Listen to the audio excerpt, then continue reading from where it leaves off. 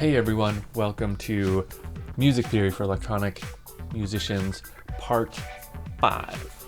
In this class, we're going to focus on structure. Now, structure can also be thought of as the ultimate cure for writer's block. I've been hearing from a ton of students that are saying, I'm working on a track and I'm stuck, and I can't finish a track, or I can't come up with another section. I can't figure out what to do next. That is what this class is going to address, all of those issues.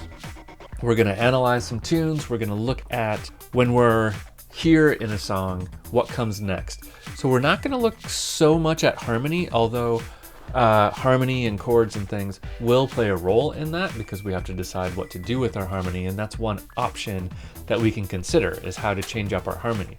But it also has to do with texture and style and even the beat.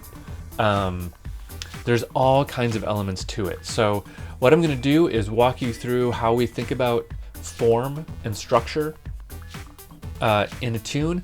I'm going to tell you my tricks for coming up with a plan and then sticking to that plan, or decidedly not sticking to that plan and going somewhere totally different. Those are both good options.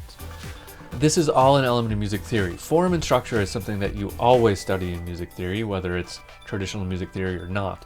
So this is kind of a whole new can of worms, but I've adapted it for this music theory for electronic music producers format.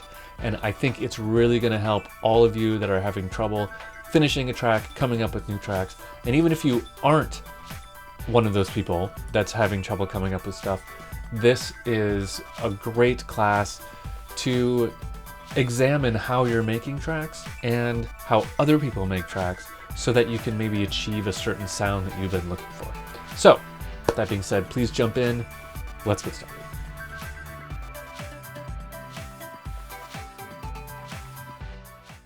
Forms that people have been using for hundreds of years.